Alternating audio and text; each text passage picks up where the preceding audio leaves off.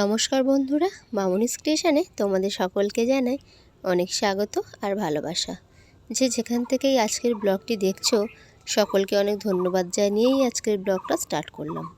কেমন আছো তোমরা সবাই? আশা করছি তোমরা সবাই খুব ভালো আছো এবং সুস্থও আছো। আমি আমার পরিবারের সবাই বেশ ভালো আছি এবং সুস্থও আছি। আজ দিনটা হলো বৃহস্পতিবার আর এখন বাজে সকাল 6:10 মতন। সকালে ঘুম থেকে উঠে দেখলাম যে আকাশটা না বেশ পরিষ্কার, মানে বৃষ্টি আর কি পড়ছে না। আর কদিন ভোর ওয়েদারটা তো জানো কি বাজে একটা ওয়েদার ছিল, রোজ দিন বৃষ্টি হচ্ছিল, না জোরে আর না বন্ধ হচ্ছিল, মানে টুকটিক করে পড়েই যাচ্ছিল আর কি।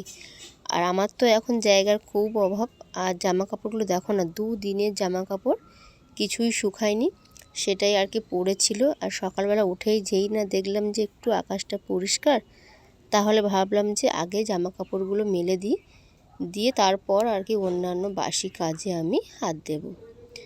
যেমন ভাবনা তেমন কাজ, জামা কাপড়গুলো নিয়ে চলে এসেছি আর কি মেলতে। অনেক কটাই জামা কাপড় গো, একটাও জামা কাপড় শুকায়নি, সব কিছু ভিজে। আগে অসুবিধা হতো না, বারান্দায় কিংবা অন্য জায়গায় দিতাম, এখন তো সব জায়গায় বন্ধ, তাই না, ওই জন্য একটু অসুবিধা হয়। তারপর দেখো বাসি বাসনগুলো, রাত্রের বাসন বেশিরভাগটা মেজে রেখেছিলাম, আর অল্প কয়েকটা ছিল আর কি, সে কটাই আর কি বার করে আনলাম মাজার জন্য। ছোট্ট মতন যে হাঁড়িটা, যেহেতু আগের দিন আমাদের মিস্ত্রি হয়নি, মানে বুধবার দিন মিস্ত্রি আমাদের হয়নি, সেই জন্য হচ্ছে কি কালকে আমাদের মানে বুধবার দিনকে ছোট হাঁড়িতে করে আমরা রান্না করেছিলাম, সেটাই আর কি মেজে নিচ্ছি। কেননা আজকে তো আবার অনেক মিস্ত্রি দাদারা আসবে, সেই জন্য বড় হাঁড়ি আমাদেরকে বের করতে হবে, সেই জন্য আর কি ভাবলাম ছোটো হাঁড়িটা বেকার রেখে লাভ নেই আর কি, ওটাই মেজে নিই। দেখো এখানে বাসনগুলো মাজছিলাম আর মনে মনে করছিলাম 6:45 তো বাজতে যায়, এখনও মিস্ত্রি দাদারা আসেনি। আগের দিন তো ডুম মেরেছে, আজকেরও কি ডুম মারবে, আর সেটাই মনে মনে করছিলাম। আর কি বাসনগুলো আর কি মাজছিলাম। চলো, এখানে সব বাসনই আমার মাজা হয়ে গিয়েছে, সব বলতে যে কটা ছিল সে কটা মেজে রেখে ধুয়ে নিয়েছি। নিয়ে তারপর এই কালি হাঁড়িটা আর কি ধরেছি, যেহেতু উনানে রান্না হয় তো ওই জন্য একটু কালি হয়। গ্যাসে রান্না হলে তো তাহলে কোনো সমস্যাই থাকে না, এত কালি ঝুলি আর হয় না, আর উনানে তো ওই জন্য একটু আর কি অসুবিধা হয়। যাই হোক, চলো দেখো হাঁড়িটাও পরিষ্কার করে একদম মেজে নিয়েছি। আর তারপর হচ্ছে গিয়ে যাচ্ছিলাম একটু ছাদে, ভাবলাম যে একটুখানি দেখে আসি ছাদের হচ্ছে গিয়ে কী হচ্ছে না হচ্ছে। মানে আগের দিন তো ড্রামটা তুলে রেখে গিয়েছিলাম, আর তারপর হচ্ছে গিয়ে ছাদে ওঠা হয়নি, ছাদটা নোংরা, প্রচুর নোংরা পড়েছে। ভাবছিলাম যে সকালে আজকের ওয়েদারটা তো একটু ভালো, যদি একটু আর কি ঝাঁটিয়ে পরিষ্কার করে রাখা যায়। আর তারপরের দিন তো আবার কাজ শুরু হবে ছাদের ওপর, তখন তো আবার নোংরা হবে। সেটাই আর কি দেখতে এলাম যে জল আছে কি না, যদি শুকনো থাকে তাহলে একটুখানি আর কি ঝাঁট দেবো, সেই জন্যই এসছি। দেখো সকালে ঘুম থেকে উঠে দেখো মাথা টাথা আঁচড়াইনি, মুখটাকে আর কি কেমন আর কি লাগছে। যাই হোক, ব্রাশটা নিয়েই আর কি ছাদের ওপর উঠেছিলাম, বলি ব্রাশটাও করে আসি আর একটুখানি ছাদটা ঘুরে আসি। চলো ছাদে থেকে ঘুরে গিয়ে মুখ হাত পা ধুয়ে রান্নার জন্য আর কি সবজিটা কেটে রাখবো। মানে সবে মিস্ত্রি দাদারা এসেছে, ভাবলাম চাটা করে দিই, দিয়ে সবজিটা কেটে স্নান টান করে তারপর আর কি ঠাকুরকে পুজো দেবো, দিয়ে আর কি রান্নাঘরে আসবো। আমি দেখো সবজি কাটতে বসেছি, আর এটা হচ্ছে কি আমার ক্যামেরাম্যান কে বলো তো, আমার ছোট্ট পিকু। ওই আমাকে বলছে যে ভিডিও করে দিতে দাও, মানে সবসময় দেখা তো হাতে ফোন থাকে, ভিডিও করি, সেটাই আর কি দেখে দেখে ওরও অভ্যাস হয়ে গিয়েছে। তারপর দেখো এখানে আগের দিন রাত্রে আমি একটু মিছরি, মেথি আর মৌরি ভিজিয়ে রেখেছিলাম, কিন্তু সকালবেলা না দিতেই আমি আর কি ভুলে গিয়েছি, মনেই আর কি ছিল না। তারপর যখন সবজি কেটে সব সবজি ধুয়ে আমি গ্যাসের কাছে রাখতে এসেছি, তখন দেখছি যে মিষ্টির জলটা ভেজানো আছে। যাই হোক, একটু দেরি হয়ে গিয়েছে, কোনো ব্যাপার না। আর দেখো মিস্ত্রি দাদারা আর কি এসে গিয়েছে। আর এখানে দেখো সব সবজি আমি কেটে গুছিয়ে রেখেছি। এখানে ডিমের তরকারির জন্য ডিমের তরকারির আলু, এখানে কুমড়ো, ডিমগুলো সিদ্ধ করে রেখেছি। আর এখানে পুঁই শাকের জন্য, কুমড়ো আলু পুঁই শাক দিয়ে যে চচ্চড়িটা হবে তার জন্য আলু কেটে রেখেছি। আর এখানে আছে মাছের মাথা।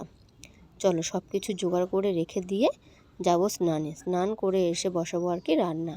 আর আজকের দেখো আমি আদা রসুনের পেস্ট করতে পারিনি, আমার মিক্সির কৌটোটা আর কি খারাপ হয়ে গিয়েছে, মনে হয় চলছে না, আর ওই জন্য আর কি পেস্টটা কিনে এনেছি। আর আমার তো শিলপাটা যেখানে আছে আমি আর কি বের করতে পারবো না, সেই জন্য আর কি পেস্টটাই কিনে এনেছি। আজ প্রথমবার আর কি ওইটা দিয়ে আমি রান্নাটা করব, দেখব কেমন লাগে খেতে। যাই হোক, স্নান টান করে এসেছি, এসেই হচ্ছে ঠাকুরকে পুজো দিয়েছি, দিয়ে ওদের তো মিষ্টির জল দিয়েছিলাম। আর আমি একটু দেখো চিয়া সিড ভিজানো জল আর কি খাচ্ছি, লেবু দিয়ে খাই। আগে আগে না খুব অসুবিধা হতো খেতে, কিন্তু প্রতিদিনের অভ্যাসে এখন খেতে ভালো লাগে, খুব একটা খারাপ লাগে না। তবে সকালবেলা খালি মুখে টকটা তো একটু অন্যরকম আর কি লাগে। যাই হোক, চলো কাজকর্ম এই খাওয়া দাওয়া করি। খাওয়া দাওয়া বলতে এই জলটা আমি খাই, খেয়ে দিয়ে রান্নায় ফিরি গো। অনেক দাদা মিস্ত্রি দাদা হয়েছে, এমনি ওই রাজমিস্ত্রির জন্য তো 7 জন 5 জন হয়েছে, আর কলের জন্য পাম্প বসাতে এসেছে ওনারা 3 জন, তাহলে 8 জন মিস্ত্রি দাদা হয়েছে।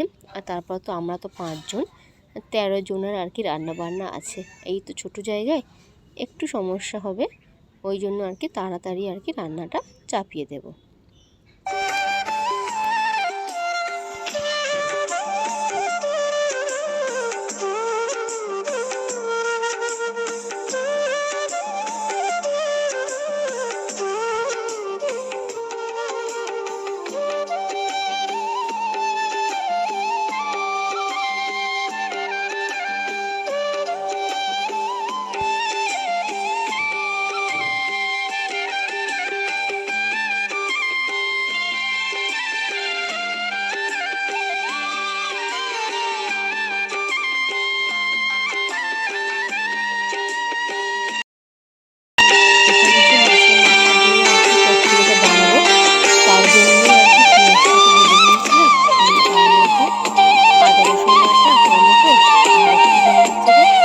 লঙ্কার গুঁড়ো, হলুদ গুঁড়ো দিয়ে মশলাটাকে ভালো করে কষিয়ে নিয়েছিলাম।